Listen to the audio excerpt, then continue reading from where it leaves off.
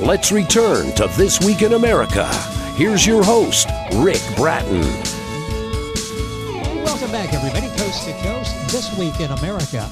Franziska was a young girl of just 15 when Adolf Hitler annexed her homeland to Germany. While she was making plans to study philosophy and art history at the prestigious Karls University in Prague, the tides of war were ominously rolling toward her. Conscripted into the Red Cross as a nurse to tend wounded soldiers, her idyllic life ended, replaced by a fight for survival and a search for love.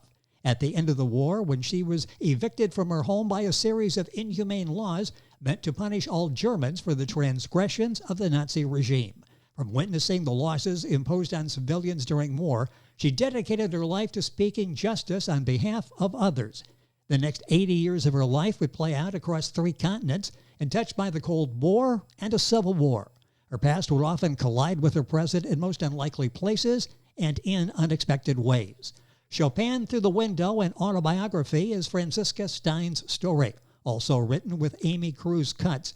Amy is an economist by training and by trade, having earned her Ph.D. in economics at the University of Virginia. She spent over a decade at Freddie Mac, ending her tenure as a senior director and deputy chief economist, position she held for her last 8 years there. Amy was then senior vice president, chief economist, at Equifax for 8 years before setting off on her own as a consulting economist in 2019. She's written over 20 articles in peer-reviewed economic journals and edited volumes, but Chopin Through the Window is her first non-economics work. As a noted expert on housing and mortgage markets, consumer credit, and macroeconomic forecasting, frequently cited in print media, such as the Wall Street Journal and the New York Times, as well as trade media. For all these accomplishments, Amy says bringing her grandmother's story to readers is her biggest and most important one. Amy Cruz Cutts, author of Franziska Stein, of Chopin Through the Window, an autobiography, is our guest on This Week in America. Amy, welcome to the program. It's a pleasure to have you with us. It's nice to meet you, Rick, and I'm glad we get to talk about this book. This is such a powerful and moving book, and the time is going to go by so quickly. We'll give you information on where the book's available as we go through the interview. But let's go back to the inspiration. What was it that motivated you to take this story and decide to share it with others? It started with my grandmother actually writing the book with another person in Germany, and they published it. This was quite a while ago. And I went there to the book release party and met several of the people important in her life. This was in Berlin. And I had been to Berlin so many times, and during the time that it was an occupied city and we had the wall and all of that, for somebody from America to be there and see the military presence and the tanks driving up to the Brandenburg Gate, and it kind of brought home to me that, life in America is very different than life elsewhere. And as more of her story was told to me, it became important to me to write it the way she wanted. There were things in the way it was done. I mean, I was thrilled that it got done, but ways that she was unhappy with the story and wanted to do it again. So we got it translated, and then over the next 15 years, finished telling her story the way she wanted to tell it. And I've learned so much in this process, not just about writing, but also about all of the places that she lived and the circumstances of those places. That's interesting. How did this change maybe some of your perspectives or beliefs as you were writing this book? As I'm sure when we read the book, we will suddenly realize we'll have a different perspective on things, I believe, for the average reader. What was it like for you? Did you change your perspective once you actually read the story? Well, when you think about your grandparents when you're a child, they are settled in their lives. They spend a lot of time with you because they're finally at an age maybe where they can. My grandmother was running a restaurant in Colorado when I was young, and I would spend the weekends there with her. And I thought she was so rich. I mean, I just had this image of whatever it is that she would want, she could buy. And part of that was my grandfather, who would buy cars that were completely impractical for someone running a restaurant. But it also, as I got to know her more as an adult and realizing how everything she did was every day could have been the end, right, of her financial life, as well as learning later about the many times that she was lucky to have made it out alive. And as I got to hear more of that story, I realized that, this lady that I fought with all the time because she was very strong-willed, and who most of my friends in high school were afraid of. Many of them worked in the restaurant. I came to realize what made her that way and how much I was like her. And as I began to peel the onion of that story, I realized just what an incredible person she was. And it was not any one thing. It was, from basically the moment you described when she was 15, when her country, her homeland, not so much the country, but her homeland in Bohemia, the Sudetenland, was annexed, how big of a change that was in her life. And I guess I had never realized that until I, as an adult, realized how hard it is to have money at the end of the month and to grow your life and reach your dreams. It's an amazing life that she lived, and it's described in the book Chopin Through the Window, an autobiography by Franziska Stein and Amy Cruz Cutts. The book available. Amy's website, by the way, is chopinthroughthewindow.com. Simple to remember. The title of the book, we'll have that, of course, on our website. Available Amazon, the usual places, wordhousebp.com, the publisher of the book, and we'll give you that as we go throughout the interview. How much research was necessary on your part to do this story justice as you were back editing it and working on the story? How much research was involved? So the part, she felt it was important in telling her story, not just to tell her part of it in the normal sense of the daily life kinds of stories, but she wanted to offer perspectives. Now, these are essays that she wrote about the times. So you might think of it as maybe an Iraq War veteran then describing the U.S. public policy and how the Iraq War came about. It was much the same way. She wanted to explain how it was when the Nazis came into Carlsbad, her hometown, and different parts of the war and how they were important. So I didn't have to research her part of it very much. But what I've learned from friends who are writers and advice books on writing is that facts are facts.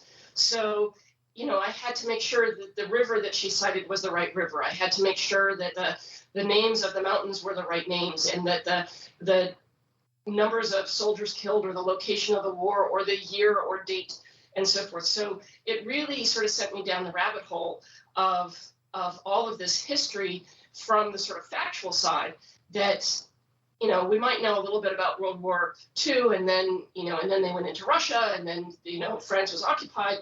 But to really understand how important each individual piece was and how her story connected to it required just a tremendous amount of careful work. And that's in part why it took me so long to do the book, was to get it not only satisfactory for her, but to do the fact checking and work full time and be a mom and do all of that. So. Yeah, this was not a couple of weekends of a little research and some light editing. This was a real project that you had. You mentioned that before. Tell us again how long this project took, and then tell me about the title. The title is Chopin Through the Window, how you came up with that title. Sure thing. So, yeah, it started about 15 years ago when I decided to have my grandmother's book translated, and I hired a graduate student at the University of Colorado to do that. And his wife is German, and he was studying, getting his master's degree in German linguistics. And it was a great relationship. We still are friends today and visit each other when we get the chance. From that, then, I started the painful exercise of editing every line and editing again and putting it down for a while and coming back and doing it again. And I'll tell you that as hard as it is to write a book, coming up with a title that does it justice is really hard, and especially when you're working with someone else who's strongly opinionated. But it came to me basically one night when she wanted it to be something like Before the Traces Disappear or Before the Memories Die or something like that. But there are several books titled similarly to that, and I wanted it to stand out.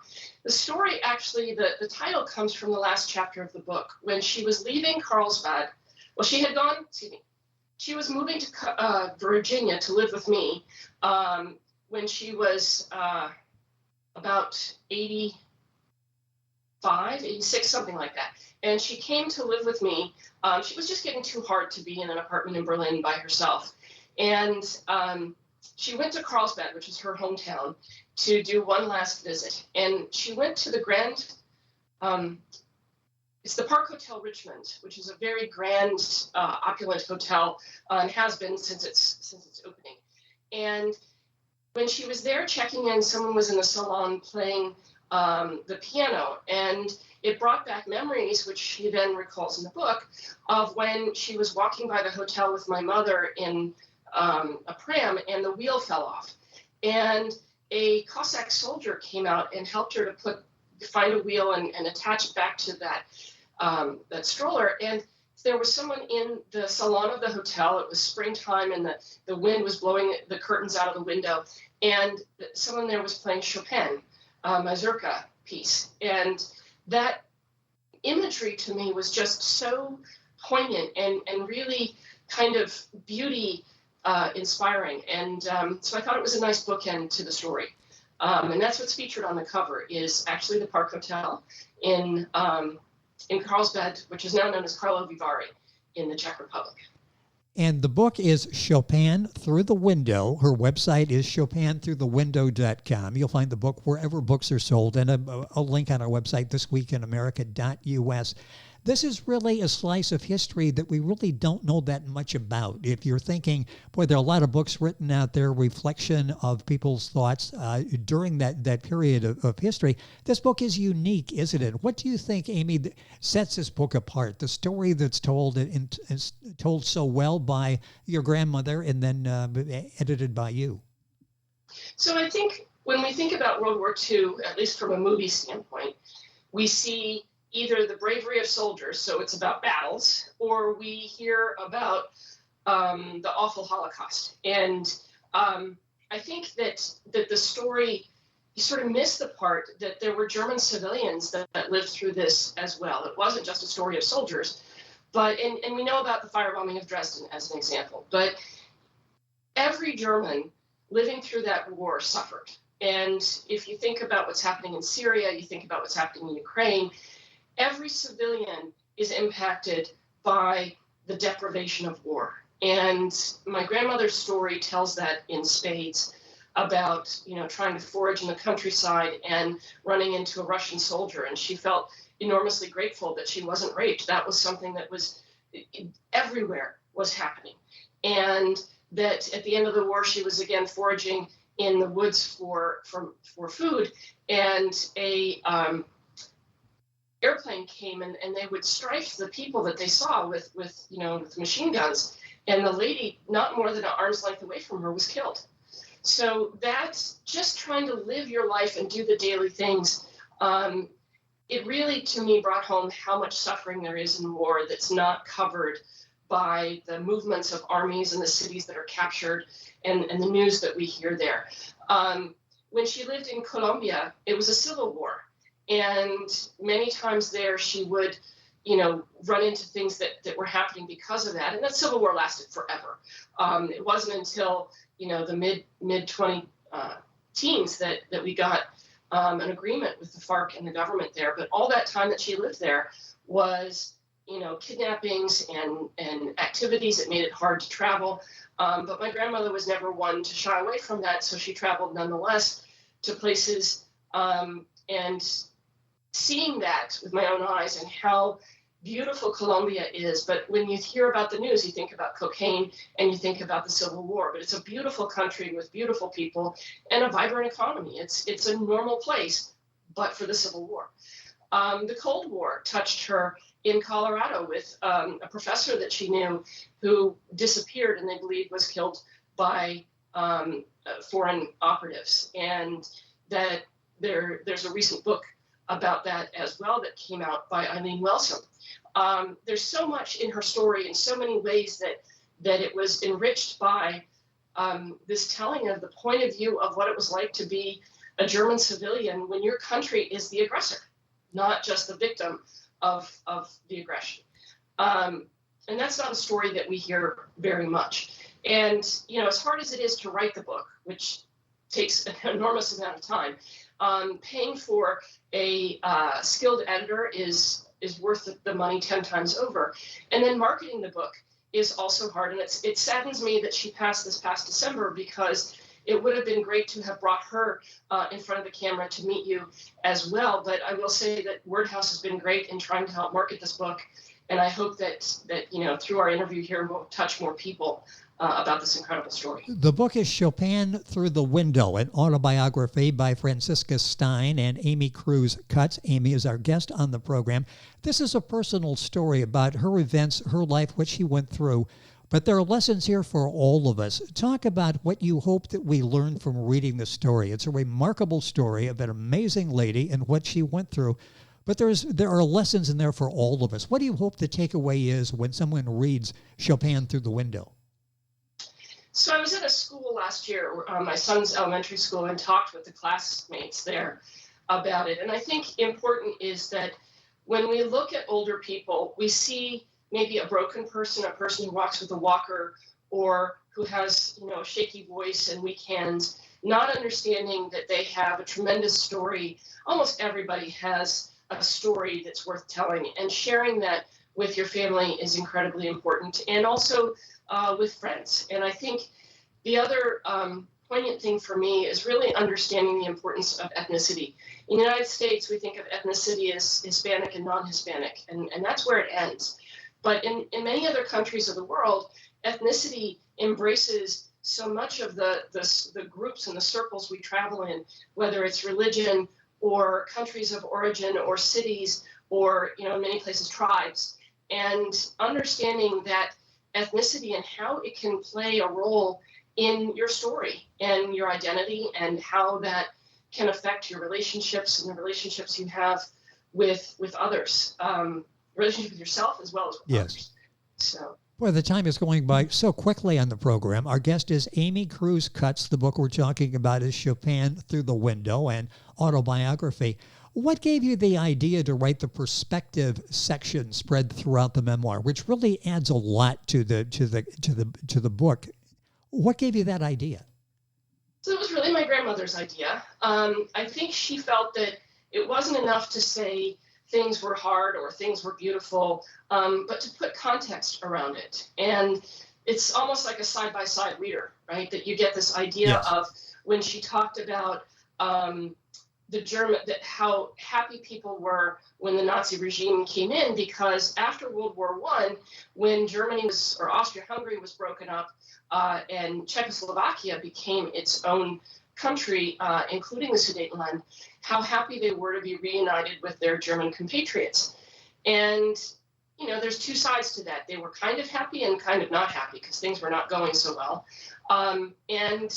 Putting in there the New York Times story, which really brought home that people were singing in the streets and having parties, and how it was reported versus how it was received, and how quickly things deteriorated. I think that perspective is very important. And similarly, to hear about the places she went, for example, with my grandfather when he was sick, and putting into context how terrible it was that she went there by herself. You think about winter and things, but think about winter without your LL Bean, 50 below down jacket, and how hard that was. It's just really, those perspectives bring in, I think, really tell the story in a deeper meaning. Couple minutes left, but I want to ask you about maybe sections that you wrote in the book, maybe a favorite section, one that you go back and you reread and you think, boy, this is really going to be helpful in setting the stage and will help people understand this period of time. And maybe your favorite section. What's your favorite? What maybe is the hardest section that you had to deal with in writing Chopin Through the Window? Oh, there were a lot of sections that were hard. I tried to do some readings and my voice would always crack. So my favorite section has to be the one where my grandmother met my grandfather. She was just new to her job as a Red Cross nurse, and it was the first load of really wounded soldiers. And she was actually in a maternity ward at the time, but she hid behind a column. She wanted to see what they looked like. And my grandfather was the last soldier still in the triage area. And he looked up and saw her and said, hello. And she ran away. Well, a few weeks later, could have even been months at this point, and he'd moved around to a few different hospitals, but she ended up on the night ward, and he rang the bell and she came, and he said, finally, you came. And she's like, well, I just heard the bell. I'm sorry you were waiting. And he says, no, I was looking for you. So from the first moment he saw her, he was entranced. And I think part of it was just that in his mind, she was so beautiful in such an awful time.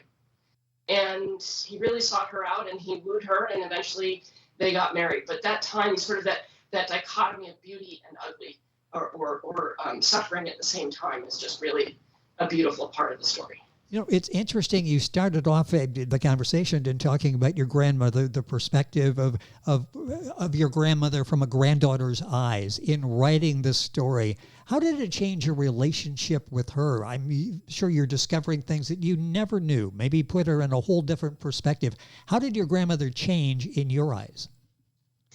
Well, we fought just as much because she's a very strong-willed person, and it turns out that skipped a generation, and I'm exactly like my grandmother. We're both very assertive and opinionated. But I think what really brought it home to me was how all of the suffering that she had, but if you told her that you liked the blouse she was wearing, she would take it off and give it to you because it was just a thing. She had everything taken from her, and it was just a thing. It wasn't her life. It wasn't the things that were valuable to her. And so that really changed my view of her. And then we did a reading in Colorado, and several of the people that worked for her in the restaurant, several women, wrote about how impactful she was in their life to help them reach their potential and to be strong and to, not back down when men or circumstances got in their way. And that really changed my view of her. All of the information that Amy's been talking about in the program available at her website, Chopin Through the Window, an autobiography by Franziska Stein and Amy Cruz Cutts. The link is on our website, thisweekinamerica.us. Book available at Amazon, of course, Woodhouse PP, which is the publisher. And a lot of information, a couple of pictures, and we've shown those on the video here on the website as well. Amy, is that where you would recommend people go to look and get information on the book? Being able to buy it there, and I understand autographed copies as well. Right. I have just a few left. And then, certainly, if you want it today, then the usual places are where to go. And all of that is on our website. It is a remarkable job that you've done in telling this story, Chopin Through the Window. What's it like now promoting this? I got about 30 seconds here, but there has to be pride in what you've been able to do with her words and tell the story, share the story with the world. It is, and it's really great when I hear from people who've read the story and tell me how much they enjoyed it or their favorite part of the book, what touched them the most. When I went to Colombia and I saw the places she lived and to meet the person who bought the hotel that she ran, who still lives there and remembers her. And she has friends all over the world, and I run into them all the time. And so it's really great to get the story out, and I hope you enjoy it as much as I did in writing it. The book is so well done, and I really appreciate you taking the time to talk about the book. Amy, thank you so much for being with us on the program. My pleasure, Rick. The book is Chopin Through the Window, an autobiography by Franziska Stein and Amy Cruz Cutts. Her website is chopinthroughthewindow.com. Book available Amazon, wordhousepp.com, all of the usual places. Links on our website, thisweekinamerica.us. And we're back on today's program right after these messages. This Week in America is online. You can visit our website, thisweekinamerica.us. Scott Pinkerton, associate producer of This Week in America. Jay Anderson, segment producer. Ben Watson, webmaster. Otto Bechet, director of engineering and TV production. This Week in America produced and is a trademark of Blue Funk Broadcasting, LLC. For information on all of our guests and to listen to this week's show, our website again at thisweekinamerica.us. And I'm Sean Bratton, executive producer of This Week in America.